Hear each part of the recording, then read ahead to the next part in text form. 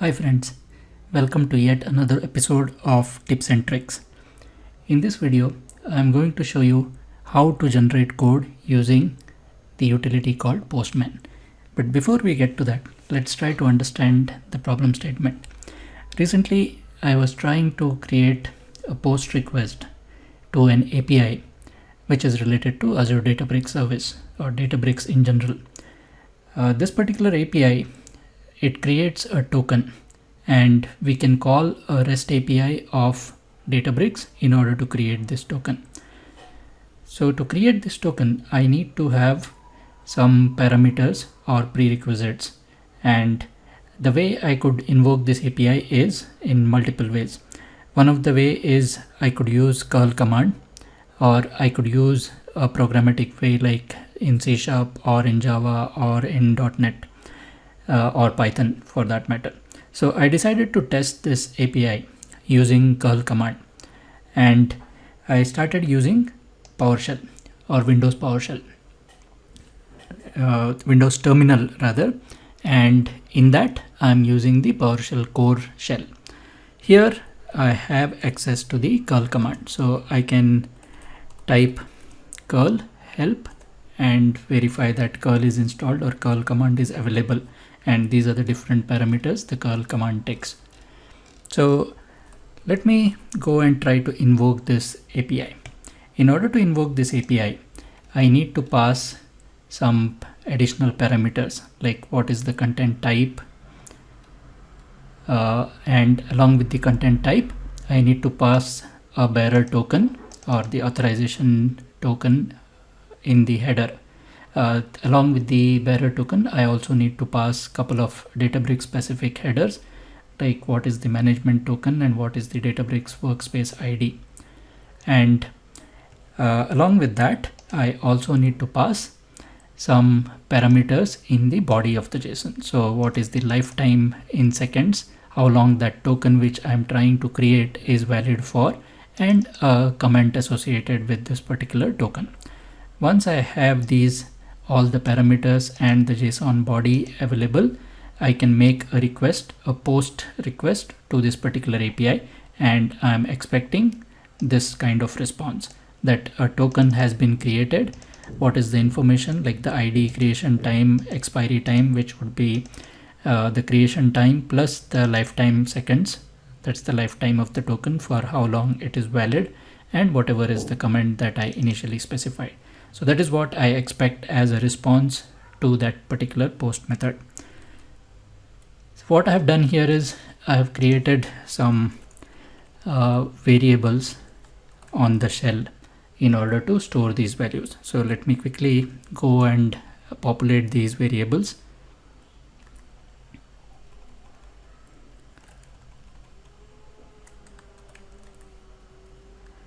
So we have the workspace ID, then we have the access token populated, and we also have the management token.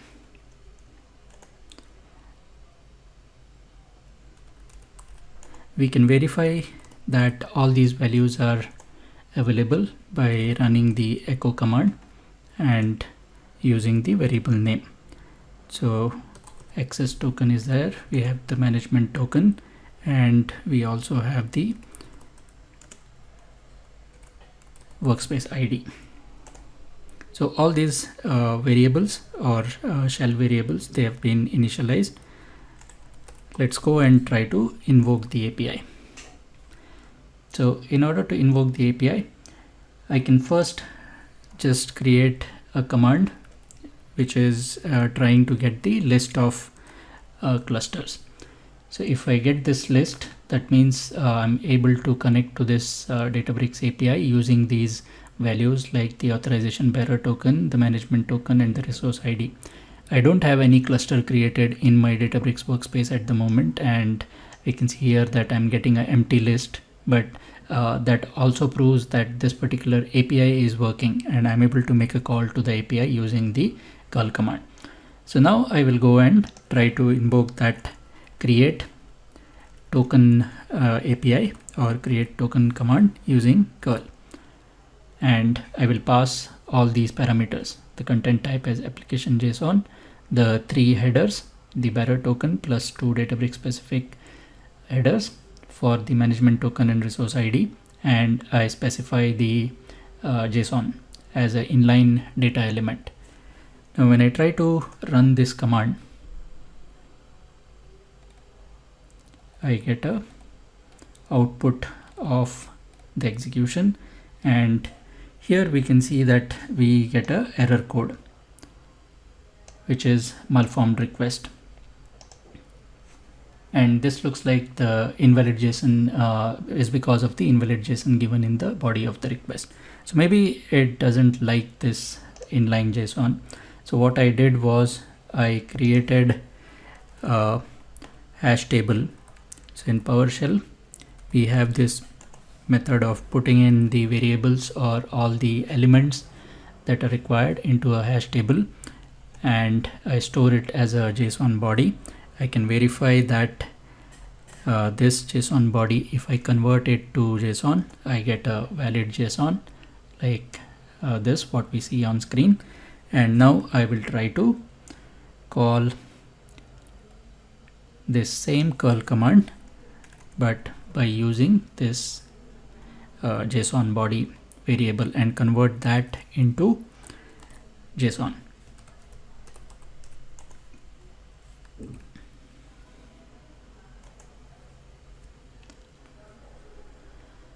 So this again doesn't work. It gives me an error saying it's invalid JSON given in the body of the request, which is exactly same as the previous command. So now the other option I have is I can use an tool or an API called Postman.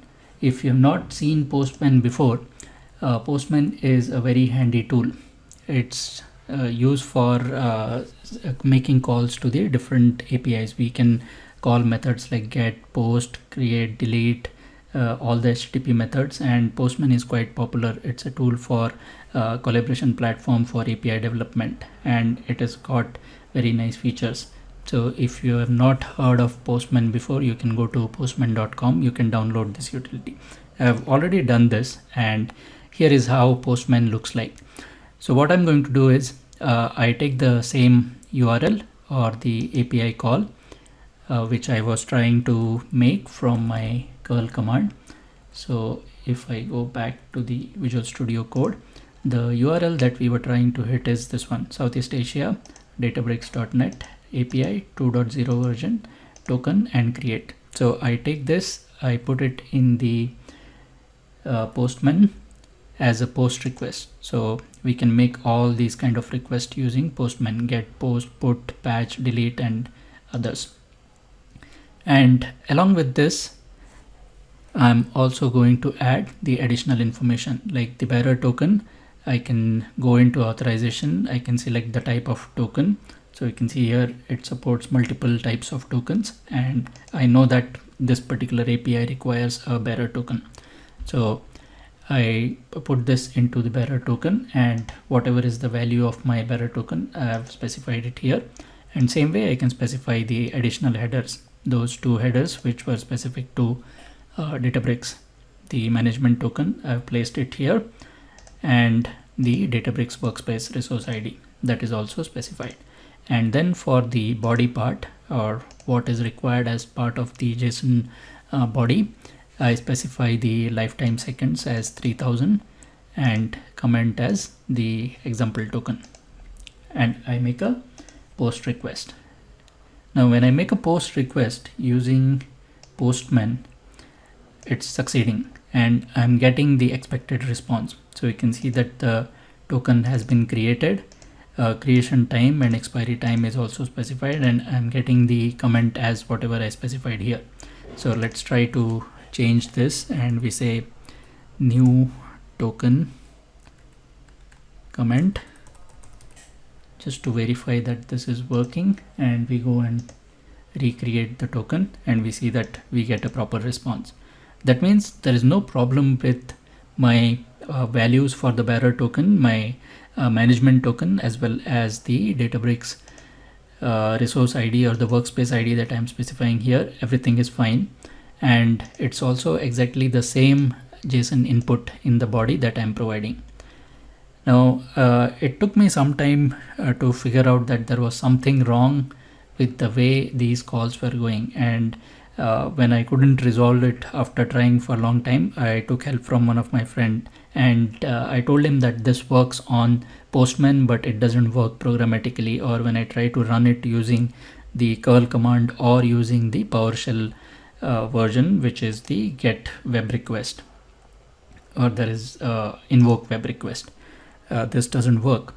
And when I was showing to him, it struck to him that in Postman there is a facility where we could go and generate code.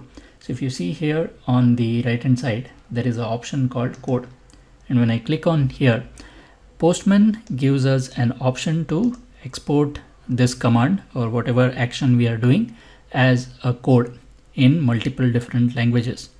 So I can take C using libcurl, I can take C# as a REST sharp call, and it will generate the code for me using whatever values I have provided.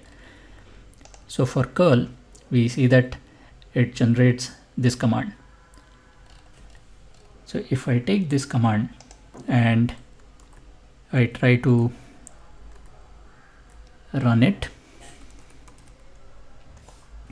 let's clear the screen, and I paste the whole curl command here and try to execute.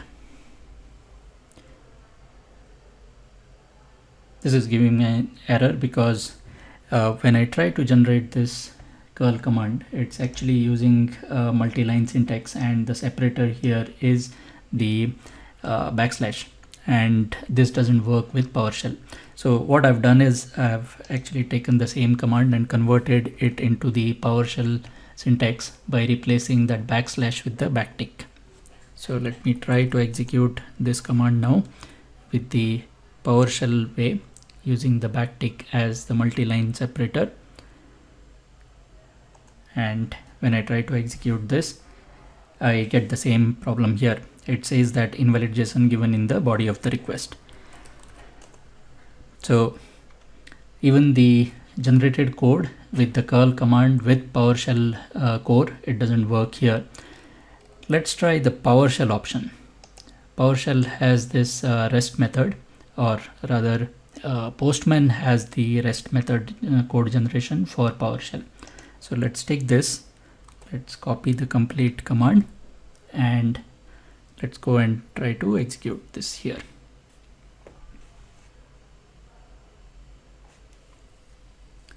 So when I paste it, it also splits it on the multiple lines, and if I run the final command here we can see that now the code runs successfully and we get the token value. The token has been generated as per whatever we specified in our full set of extracted command. So with the help of Postman, we are able to generate a PowerShell REST method, and it works fine. So what I can see from here is PowerShell core with PowerShell REST method works, but although we have curl command support in PowerShell, curl doesn't work as expected. We could test it using Ubuntu distribution that I have as part of Windows Subsystem for Linux on my laptop.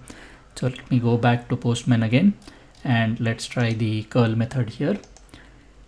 Let's take the complete command which is generated by Postman, and let me post it here. Okay. And now we can see that on a Ubuntu distribution, the curl command works fine. So with the help of Postman, now I'm able to test curl on Ubuntu distribution. And just to save some of our time, let me go back to PowerShell. So what I did was going back to my initial command, and what I was trying to do using these variables and storing them into the shell variables, I tried to store this, whatever was given as the JSON body from the generated code, into a variable.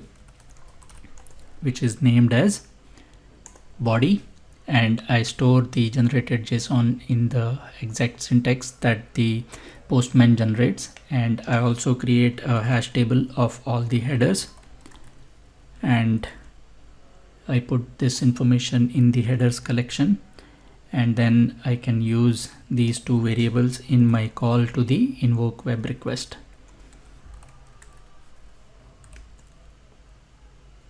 So invoke web request is a method which is provided by PowerShell.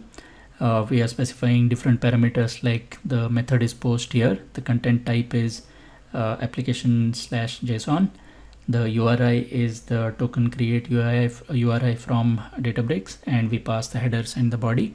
And if everything is fine now, we should get the token generated.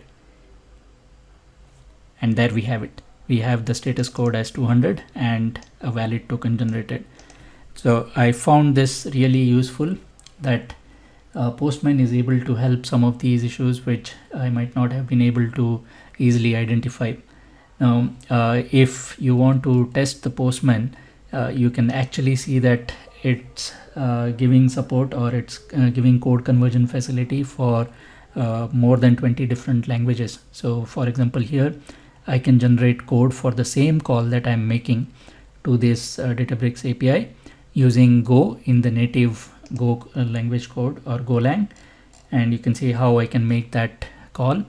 I can see that a plain HTTP call, or in Java using OKHTTP, Unirest, fetch in JavaScript, jQuery in JavaScript. So it's a really handy tool if you want to quickly test the APIs and you want to generate some code. If you are having some issues, you could definitely give it a try. I hope this was useful. Thank you for watching this video.